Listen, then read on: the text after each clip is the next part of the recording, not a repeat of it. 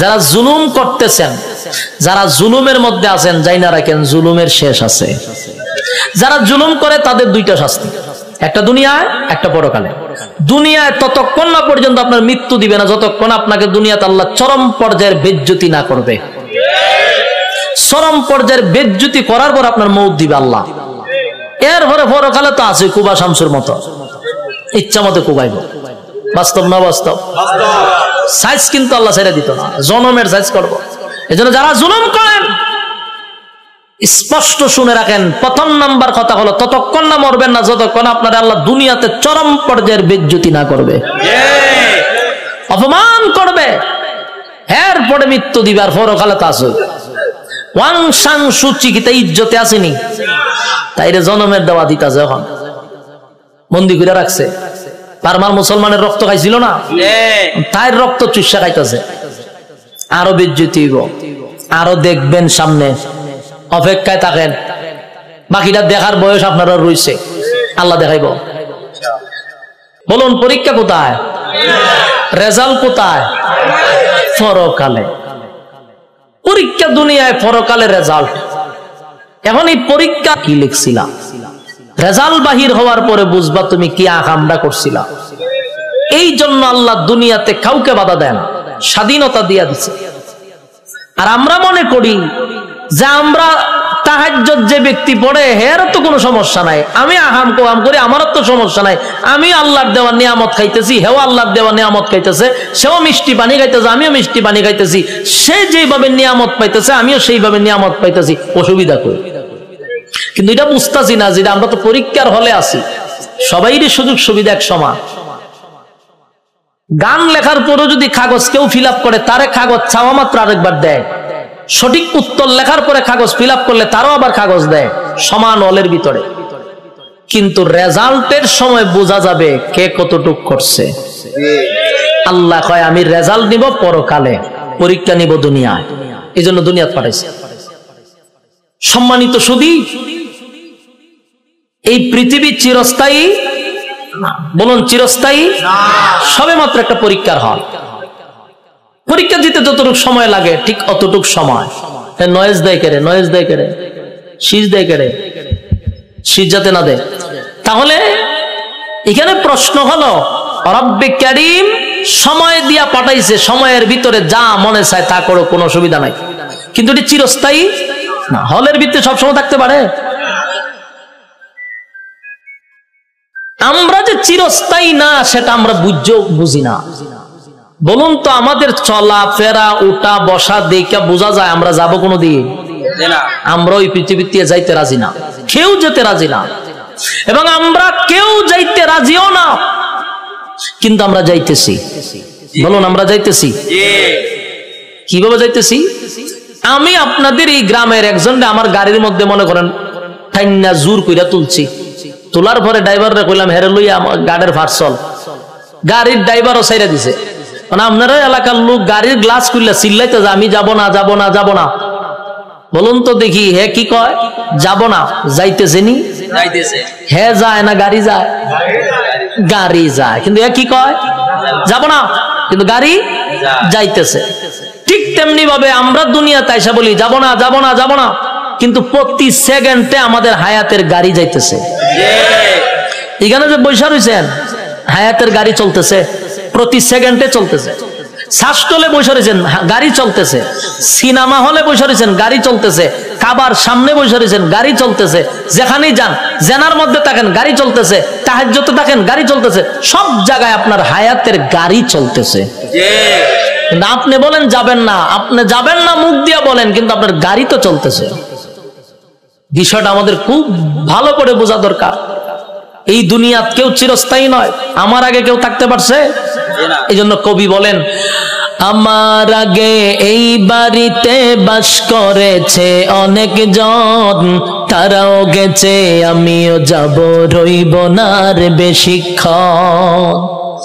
তারাও গেছে আমিও যাব, রইব না আর বেশিক্ষণ, থাকবো না। আর আল্লাহ বলেন, তোমরা কি মনে করছো আমি তোমরা অনর্থক বানাইছি? তোমরা কি মনে করো আমি অনর্থক বানাইছি?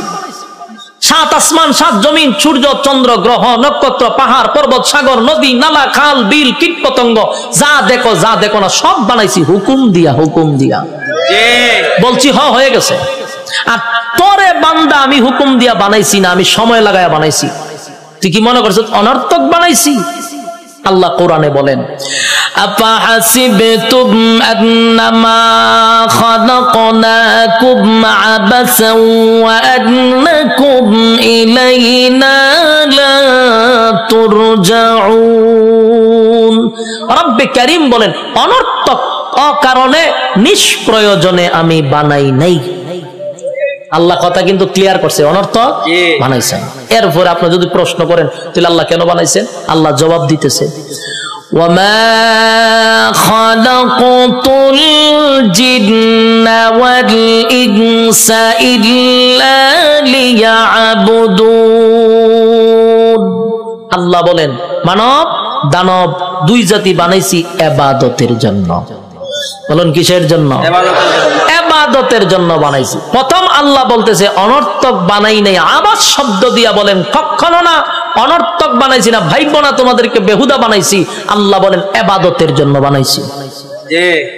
প্রশ্ন যদি করেন ইবাদত না করলে আপনি কি করবেন, আল্লাহ হয়তো কি করুন শুন, ওয়ালাকাদ যারানা লিজাহান্নামা কাসীরাম মিনাল জিন্নি ওয়াল ইনস। আল্লাহ বলেন মানব দানব দুই জাতিরে আমি, বহু মানুষ বহু জিনকে আমি আগুন দিয়া জ্বালাবো পোড়াবো। বলুন ছাইরা দিব না জ্বালাইবো আর পুরাইবো? কথা বুঝতেছেন নি? প্রথম কি বলছে, অনর্থক বানাইছি না, পরে কি কয় ইবাদতের জন্য বানাইছি। ইবাদত না করলে আগুন দিয়া জ্বালাবো পোড়াবো। ক্লিয়ার হয়ে গেছে? তার মানে আল্লাহ আমরা ছাইরা দিত না, ছাইরা দিব। আল্লাহ বলেন সমগ্র সৃষ্টি জগতের মধ্যে মানুষ তোর শ্রেষ্ঠত্ব দিছি, সমগ্র সৃষ্টি জগতের মধ্যে আমি তোর সম্মান আর মর্যাদা বেশি দিছি, সমগ্র সৃষ্টি জগতের মধ্যে তোর সৌন্দর্য বেশি দিছি, তোর মহব্বত বেশি করছি, নিয়ামত তোরে বেশি দিছি। এরপরও যদি নাফরমানি করস পরিণাম ভালো হবে। আফাহাসিবতুম আন্নামা খালাকনাকুম আবাসান ওয়া আন্নাকুম ইলাইনা লা তুরজাউন। রব্বে কারীম বলেন অনর্থক অকারণে আমি আল্লাহ তোরে বানাই নাই, নিজ প্রয়োজনে বানাই নাই। বান্দারে আমি কেন বানাইলাম শোন, ওয়ামা খালাকাতুল জিন্না ওয়াল ইনসা ইল্লা লিয়াবুদুন। মানব দানব শুধুমাত্র কেবলমাত্র গোলামি করবি আমি আল্লাহ, গোলামি করবি আমি আল্লাহ। কুল কিয়ামতের মধ্যে আমি সম্মান আর মর্যাদা তোরে বেশি দিছি। বান্দা আসমান বানাইতে আমি আল্লাহ মিস্ত্রি লাগাই নাই, জমিন বানাইতে মিস্ত্রি আমি লাগাই নাই, সূর্য চন্দ্র গ্রহ নক্ষত্র বানাইতে মিস্ত্রি লাগাই নাই। আল্লাহ শুধু বলছেন ইন্নামা আমরুহু ইযা আরাদা শাইআন আইয়াকুলা লাহু কুন ফায়াকুন। রব্বে কারীম বলেন আমি শুধু বলেছি কোন হয়ে গেছে, সব তো বানাইলাম আমি হুকুম দিয়া, কিন্তু মানুষ তোরে আমি বানাইছি আমি আল্লাহর কুদরতি হাত দিয়া, কুদরতি হাত দিয়া তোরে বানাইছি। তাহলে কত মহব্বত করে বানাইছে।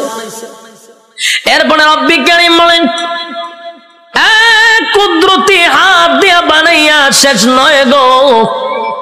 আল্লাহ বলেন গোটা সৃষ্টি জগতের মধ্যে আমি তোর থেকে সুন্দর কাউরে বানাই নাই। আসেনি এলাকার সুবহানাল্লাহ? তা আপনারা কোন সময় সুবহানাল্লাহটা কন আমার কইবেন নি? আপনারা এলাকার ঠাডা বললে সুবহানাল্লাহ কন, তো কোন সময় কন আমার কইয়েন, আমি তো জানি না। সমগ্র সৃষ্টি জগতের মধ্যে সুন্দর কারে বানাইছে? আমরা অনেক সময় কই সুন্দর মানুষ দেখলে লোকটা ফেরেশতার মতো সুন্দর, কই না? কিন্তু আল্লাহ কয় ফেরেশতা সুন্দর আমি কোরআনের কোথাও বলি নাই। হয়নি আমরা ফরির মতো সুন্দর হয়নি? মাইয়া যদি সুন্দর হয়তো ফরির মতো, হ্যাঁ ফরিদে সুন্দর কোরআনে কইছিনি তুই কে রে কস? কয় ফেরেশতার মতো সুন্দর, ফেরেশতা সুন্দর আল্লাহ কোরআনে কইছিনি। আমরা ফাঁকি দেখলে কই ময়না ফাঁকি কত সুন্দর, টিয়া ফাঁকি কত সুন্দর, হরিণ দেখলে কত সুন্দর, হ্যাঁ এগুলা যে সুন্দর কোরআনে আসেনি। কিন্তু আল্লাহ বলেন মানুষ যে সুন্দর করে বানাইছি এই কথাটা আমি এমনে এমনে বলি নাই। আল্লাহ বলেন মানুষ বানাইছি সুন্দর করে, এই কথাটা বলতে গিয়ে আমি চারটা কসম করছি। কয়টা কসম? রব্বি কারীম বলেন চারটা কসম করছি আমি আল্লাহ। মানুষ তোরে সুন্দর করে বানাইছি এই কথাটা আমি কসম কেড়ে বলছি, একটা নয় গো, চারটা কসম করছি। প্রথম নাম্বার কসম হলো তিন ফলের কসম আমি আল্লাহ করলাম। ওয়াজাইতুন আল্লাহ বলেন জাইতুন ফলের কসম আমি করলাম। ওয়া তুর সিনিনা সিনাই পর্বতের কসম করলাম। ওয়া হাযাল বালাদিল আমিন আমি আল্লাহ পবিত্র মক্কা নগরীর কসম করলাম। কসম হলো কয়টা? চারটা কসম আমি আল্লাহ করছি। বান্দারে তরে বানাইতে গিয়া চারটা কসম করছি। কেন করলাম? কসম করলে তুই কথার গুরুত্ব দিবি, তাই একটা দুইটা নয় চারটা কসম কাটছি। তোরে সুন্দর করে বানাইছি, তোরে সুন্দর করে বানাইছি, তোরে সুন্দর করে বানাইছি, তোরে সুন্দর করে বানাইছি। চারবার কসম করছে। চারবার কসম করে আল্লাহ বলেন লাকাদ খালাকনাল ইনসানা ফি আহসানি তাকওয়িম। রব্বি কারীম বলেন এই বান্দা বালিশের সঙ্গে মাথা লাগাইয়া একটু চিন্তা করে দেখ। আমরা তো ঘুমায়া থাকি, দুনিয়া নিয়ে চিন্তা করি আর ঘুমাই না। মাঝে মধ্যে একটু বালিশের সঙ্গে মাথা লাগাইয়া একটু চিন্তা করবেন আল্লাহর নিয়ামতের উপরে। এই মালিক বলেন বান্দা তুই একটু চিন্তা করে দেখ আমি আল্লাহ তোর সম্মান আর মর্যাদা কত দিছি। বান্দারে তোর সম্মানের চেয়ে বেশি কারণ না আমি আল্লাহ ফেরেশতার এত সম্মান দেই নাই। ফেরেশতা নূর দিয়া বানাইছি, ফেরেশতার জন্য জান্নাত বানাই নাই। মানুষ তোর জন্য জান্নাত বানাইছি, ফেরেশতার জন্য জান্নাত বানাই নাই। তোর সুন্দর করে বানাইছি কোরআনে বলছি, ফেরেশতারে বানাইয়া কোরআনে বলি নাই। এত সম্মান, এত মর্যাদা আর এত নিয়ামত আমি আল্লাহ তোরে দিলাম। দুইটা চক্ষু দিলাম, এত পাওয়ারফুল চক্ষু যে তাকানোর সাথে সাথে সাত আসমান একেবারে 500 বছরের রাস্তা আমরা দেখতে পারি। সুবহানাল্লাহ। এখান থেকে তাকাইলে যে আমরা নীল আকাশ তারকা দেখি, তারকা প্রায় 200-300 বছরের রাস্তা। সুবহানাল্লাহ। সূর্য এই পৃথিবী থেকে 9,30,00,000 মাইল উপরে, চাওয়া মাত্রই আমরা দেখতে পাই, ঠিক নেই? চোখের পাওয়ারটা কি মনে করছেন? চোখের পাওয়ার এত বেশি, বিদ্যুতের চেয়েও মানুষের চোখের গতি বেশি। বিদ্যুতের গতি হলো প্রতি সেকেন্ডে 1,86,000 মাইল বেগে যায়, আর আমাদের চক্ষু এর থেকে হাজার হাজার কোটি গুণ মাইল উপরে যায়। আল্লাহ এত পাওয়ারফুল দুইটা চক্ষু আমাদেরকে দান করছে। এরপরে আমাদেরকে মেধা শক্তি দিছে, ভালো বোঝার শক্তি দিছে, মন্দ বোঝার শক্তি দিছে। ফেরেশতা কিন্তু শুধু ভালো বুঝে রে, মন্দ বুঝে না। শয়তানরে আল্লাহ শুধু মন্দ বোঝার তৌফিক দিছে, খারাপটা খালি খারাপ বুঝে, ভালো বুঝে না। আর মানুষ ভালো মন্দ বোঝার তৌফিক দিছে, কথা হয় না? এতগুলো নিয়ামত আল্লাহ দিলেন, হাঁটার জন্য পা দিলেন, হাত দিলেন, চক্ষু দিলেন, মাথা দিলেন, এত সুন্দর করে কাঠামো দিয়া মানুষ বানাইলো। বান্দা কেন বানাইছি? গোলামি করবি আমি আল্লাহ। আর আল্লাহ বলেন তুই আমার গোলামি করবি, সূর্য তোর গোলামি করবে, চন্দ্র বান্দা তোর গোলামি করবে, জমিন বান্দা তোর গোলামি করবে, যা কিছু দেখস বান্দা তোর জন্য বানাইছি সব তোর গোলামি করবে, তুই শুধু আমি আল্লাহর গোলামি করবি। কিন্তু মানুষ এত বড় পোল্ট্রি বাজ, মানুষের যে পোল্ট্রি বাজ কেউ নাই, মানুষের চেয়ে অকৃতজ্ঞ আর কেউ নাই। মানুষ এত কৃতজ্ঞ, একটা প্রাণীর মধ্যে যে কৃতজ্ঞতা আছে মানুষের মধ্যে নাই। একটা কুকুর হলো সবচেয়ে নিকৃষ্ট প্রাণী, কিন্তু কুকুরটারে 2 দিন খাবার দেন, আপনি 2 দিন খাবার দেন, আপনার পিছু ছাড়বে না। 1 মাস পরেও যদি আপনি কুকুরটার কাছে আসেন, কুকুর আপনারে দেখলেই বুঝতে পারবে আপনি তারা খাওয়াইছেন। কিন্তু মানুষরে মানুষ খাওয়াইতে খাওয়াইতে পেট ভরায়া দেয়, মানুষরে এত কিছু করার পরও মানুষ সেটা মনে রাখে না, মানুষ কৃতজ্ঞতা প্রকাশ করে না। আল্লাহ বলেন বান্দা শুন, একটা মাছ যেইভাবে পানির নিচে ডুবন্ত থাকে, আমি আল্লাহ কিন্তু মানুষগুলারে এইভাবে পানির নিচে ডুবায় আর যেইভাবে মাছ রাখি তোদেরকে নিয়ামত দিয়া ডুবায় রাখছি। নিয়ামতের মধ্যে আমরা ডুবন্ত, মাছ যেইভাবে পানির নিচে ডুবন্ত, বান্দারে আমি তোরে নিয়ামত দিয়ে এইভাবে ডুবায় রাখছি। বান্দা শুন, এতগুলা নিয়ামত আমি আল্লাহ তোরে দিলাম, কোন নিয়ামতের অস্বীকার করবি? পারবে না। ফাবিআই আলাই রাব্বিকুমা তুকাযিবান।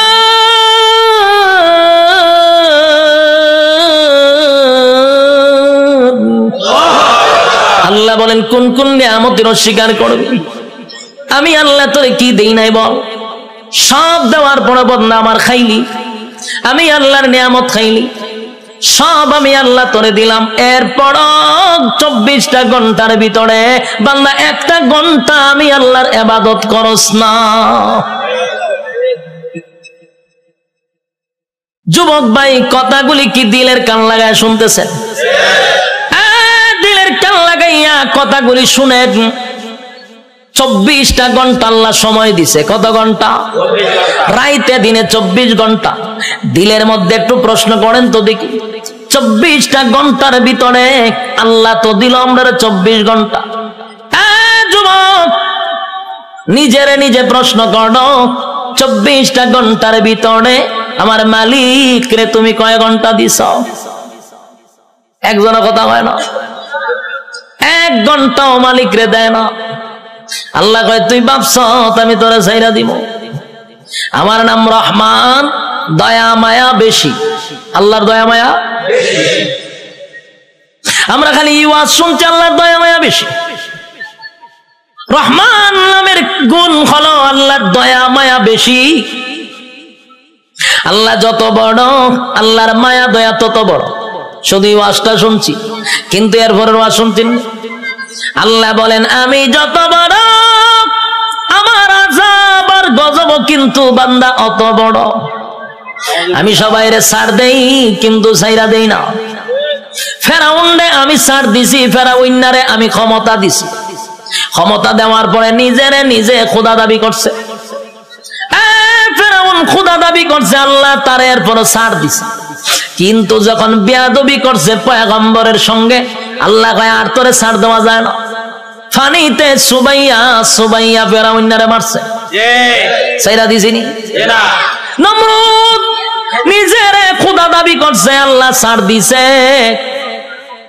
নমরুদ একবার তীর মারছে আকাশের দিকে, কেরে মারছ? কাল্লা মাইরালাম। আল্লাহ কয় ফেরেশতা রে, তীরের মধ্যে একটু রক্ত লাগায়া দে। রক্ত লাগায়া দিছে। রক্ত যখন তীর যখন ফিরে আসছে, তীরের মধ্যে ছায়া কয় আল্লাহ মাইরা লাইছি। নাউজুবিল্লাহ। এর সাথী সঙ্গীরা ডিজে গানের আয়োজন কর, কে রে? নাচু। কে রে? আল্লাহ মাইরা লাইছি। নাউজুবিল্লাহ। আল্লাহ এরপরে ছাড় দিছে। কিন্তু যখন ইব্রাহিম খলিলুল্লাহর সঙ্গে বেয়াদবি করলো, আল্লাহ কয় এখন ধরা দরকার। হে আমার লগে যুদ্ধ করব, তীর মারে। আমি আল্লাহ তোর সঙ্গে যুদ্ধ করতে তীরের প্রয়োজন নাই রে। মশার মধ্যে একটা প্রতিবন্ধী মশা, বালা কোনো মশা নি? কিতাব লেখছে বালা কোনো মশা না, একবারে প্রতিবন্ধী ভাও একটা নাই। আল্লাহ কয় কইরে আসত নি? ফাঁসি তোর ভাও আসেনি, ফাল্লা আমার ভাও নাই। তো যা নমরুদের না খাতে গিয়া ঢুক, ল্যাংরা মশা না খেতে গিয়া ঢুকছে, ঢুকিয়া একেবারে ডাইরেক্ট মগজও চলে গেছে। মগজ বইয়ে আর পরে ইনসুলিন দেয়, সুই ঢুকায় আর সুই বাইর করে। যেই সুই ঢুকাইছে মগজ, একটা লাফে 3 হাত উঠছে নমরুদ্দা। পার্লামেন্টে বইয়া রয়েছিল, মশাই যখন কামড় দিছে পার্লামেন্টের নাচ শুরু করছে ডিজে গানের মতো, উরুম দুরুম নাচে। সে আরো বিভিন্ন মন্ত্রীরা বসা, দেশের বিভিন্ন জায়গার থেকে অনেক রাষ্ট্রপতিরা আইছে, আইয়া যখন দেহে দেশের বাদশাহ এইভাবে ডিজে করে পার্লামেন্টে বসে, এটা কি পাগল নেই? ও পাগল তো আসি না, হঠাৎ করে নাচে কা।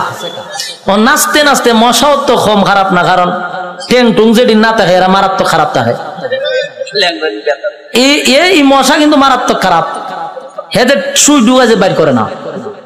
আর এইদিকে নমরুদ্দা ডিজে গানের মতো নাচতেছে, কোনোভাবেই ব্যথা কমে না। নাচে মানে ঘটনা কি, যা পায় তা দিয়া মাথার তা পায়, কোনোভাবেই ব্যথা কমতেছে না। হঠাৎ আসেন জুতা একটা গাছ, এটা জুতাটা মারছে মাথার বাড়ি।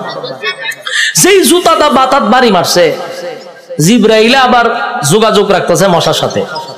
মশারে ফোন দিয়া কইছে তাড়াতাড়ি ছাইরা দে, ইনসুলিন টাইনা তুল। যখন হের সুই টান্দা তুলছে, ব্যথা ছাড়ছে। এখন নমরুদে জুতার পাইছে, সব বনাস কি একটা জিনিস বারে দিলাম, মাথার ব্যথা দিল সাইরা। জুতার মধ্যে কোনো ওষুধ আছে না? আসলে কি জুতার কোনো ওষুধ আছে? এটা আল্লাহ বেজ্জতি করার একটা সিস্টেম। জুতাটা বাড়িছে, ব্যথা কমে গেছে, তার মানে জুতা আল্লাহ ব্যথা কমাইতেছে। এখন এই জুতা রেখে দিছে দাঁড়ে, রেখে টেনশনে পড়েছে, কি ব্যথা উঠলো, জুতাটা বাড়ি দিলে ছেড়ে দিল। আবার কথা বলতেছে বিভিন্ন দেশের মন্ত্রী এমপির সঙ্গে, আবার মশায় সুই একটা ঢুকাই দিছে, টাস করে জুতাটা বাড়ি মারছে, ছেড়ে দিছে। আল্লাহ মশারে হলে করে, এটা তোর ডিউটি, কাজ চালায়া যা। হতেন পরে পরে ঢুকাইবি, জুতাটা বাড়ি দিলে ছেড়ে দিবি। মশায় হতেন পরে ঢুকায়, জুতাটা বাড়ি দেওয়ার পাই গেলা, আবার ঢুকায়, জুতাটা বাড়ি দেবাই গেলা। এই হইল জুতার বাড়ি শুরু। তখন নমরুদ্দা একা একা জুতাটা কত বাইরিত, হাতে ব্যথা দিয়ে লায়। তাই একজন লোক রাখছে, ধরে মাসে এত টাকা বেতন দিমু, এদিকে চাকরি কি দেখো জুতা দেখালে ভিটা নি, তাও খারে দেশের বাদশারে। এইরকম যদি আমারে নিত, আমি তো বললাম টেকা টোকা লাগতো না, আমি খালি জুতাটা ভিডাম আপনার, আমার টেকা দেওয়া লাগতো না। বাস্তব নেই। দেশের একজন বাদশা যদি হয় আমার জুতাটা ফিডাইবা, আমার কি বেতন লাগবো না? আমার মনের ভিতরে যত জিদ আসিন সব মিলাম একটা বাড়ির সাথে, ঠিক নেই?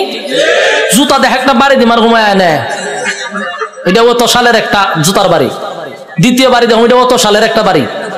এক সালে এক যন্ত্রণা বুক করছে, আর তোর জুতাটা বাইরিতেছি, টেহারাম নেই। এই লোক হয় যে আমি বাসার জুতাটা বাইরামো, আমার টেকার দরকার নাই, আপনি আমার চাকরিটা দেন। চাকরি দিছে, এখন পার্লামেন্টে বেশা বৈশা কথাবার্তা বলতেছে, যখন মশা কামড় দেয় ইশারা দেয়, তাড়াতাড়ি দে, পাশে জুতাটা ঠাস করে পিছন দিয়ে বাড়ি মারে।